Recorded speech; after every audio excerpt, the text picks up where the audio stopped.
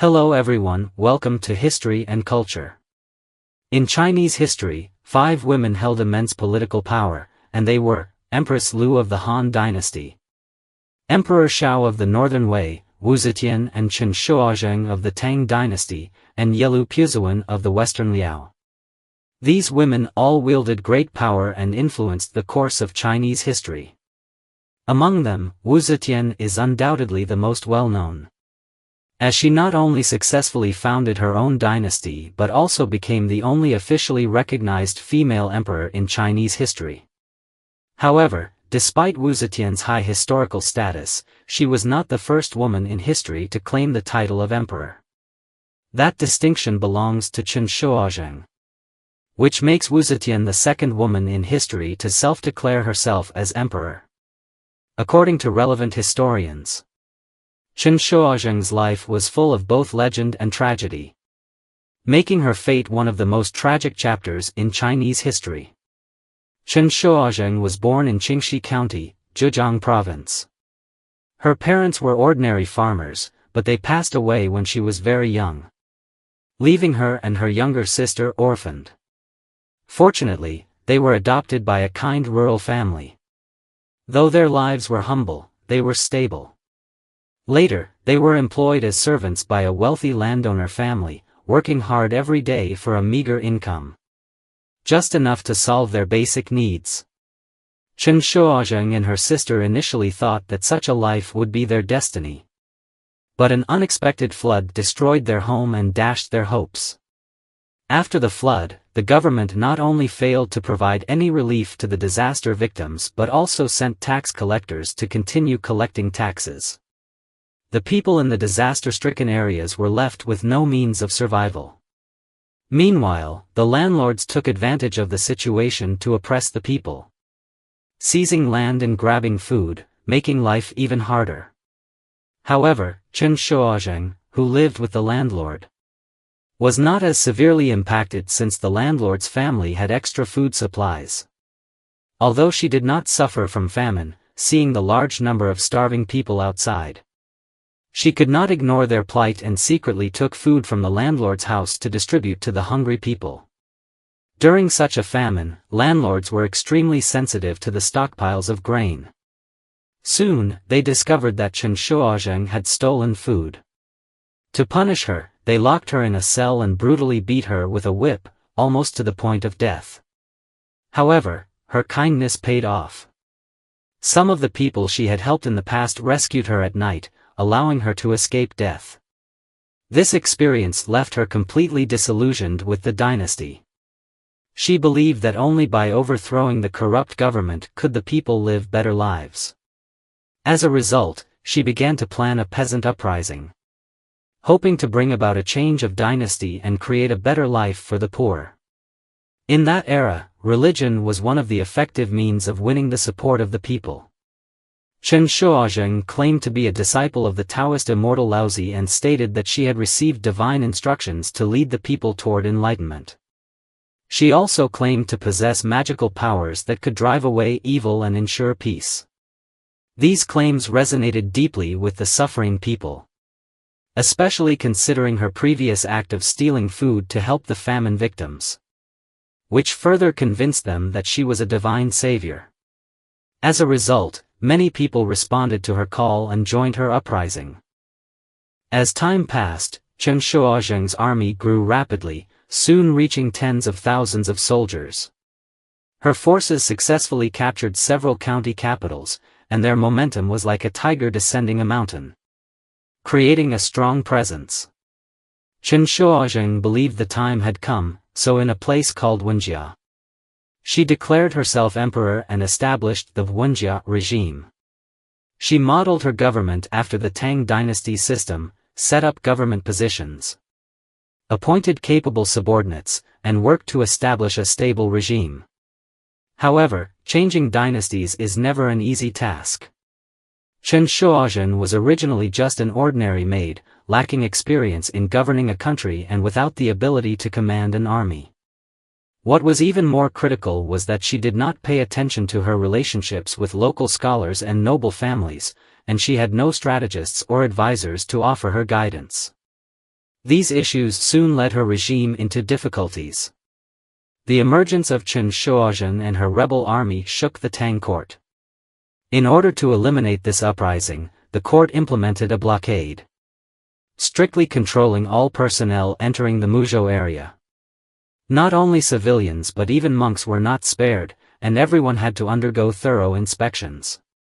To break the deadlock, Chen Shuozhen decided to launch an attack, choosing Shizhou in Anhui as the target.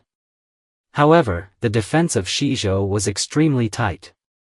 Despite the large number of rebels, most of the soldiers were ordinary people, lacking training and sufficient siege equipment.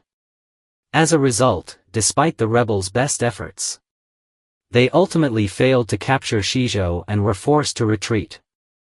After the retreat, Chen Shuozhen decided to change her strategy, adopting a multi-pronged attack approach, combining mobile warfare and surprise attacks to expand her influence in various regions. However, the Tang government also responded quickly, dispatching Yangzhou prefect Fang Renyu to lead the army to suppress the rebels.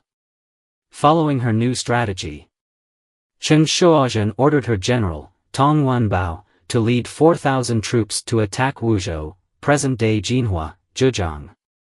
When Tong Wenbao entered Wuzhou, he coincidentally encountered the Tang army. Chen Shuozhen's forces, initially relying on ambushes, switched to direct assaults. The governor of Wuzhou, Cui Yishuan, was an experienced and capable commander.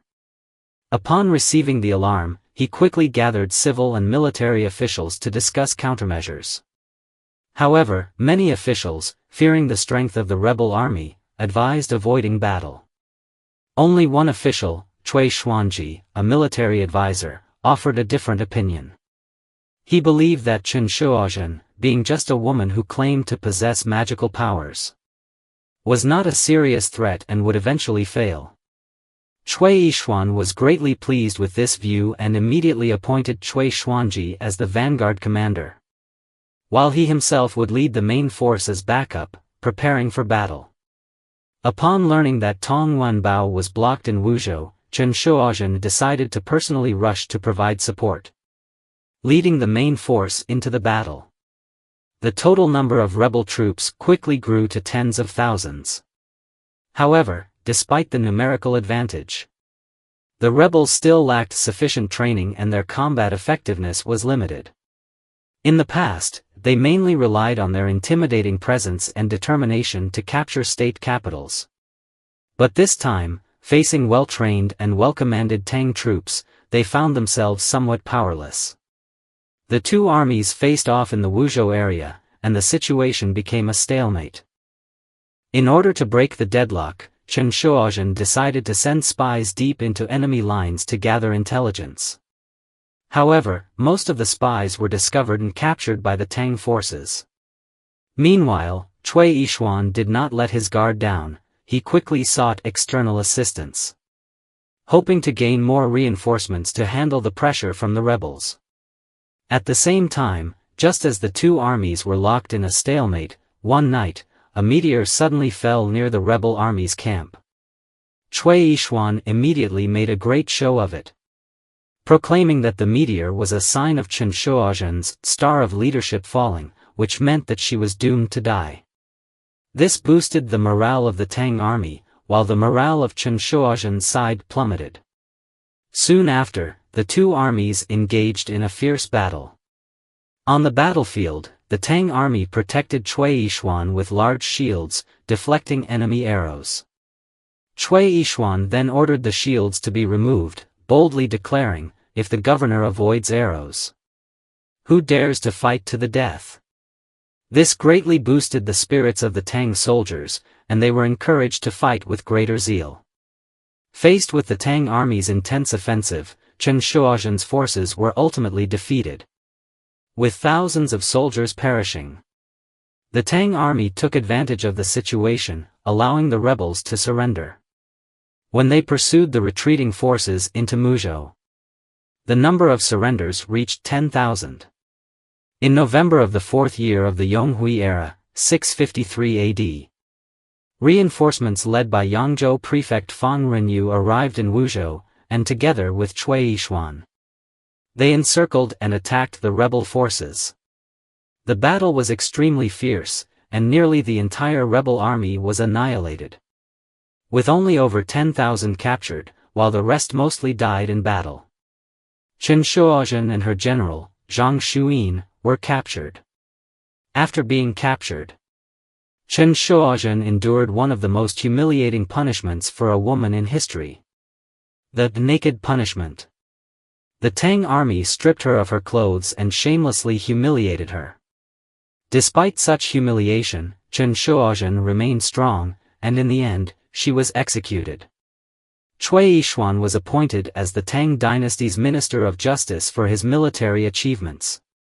According to historians, although Chen Shuozhen's rebellion did not pose a real threat to the Tang dynasty, her story became an enduring legend. She was the first woman in Chinese history to declare herself emperor. Chen Shuozhen was a brave woman. She dared to challenge authority, pursue her ideals, lead the people in revolt against oppression, and even declared herself emperor. With her life, she wrote a shocking chapter in history. This is the History and Culture channel. Liking and subscribing are the greatest help and support to us. Thank you everyone, and see you in the next time.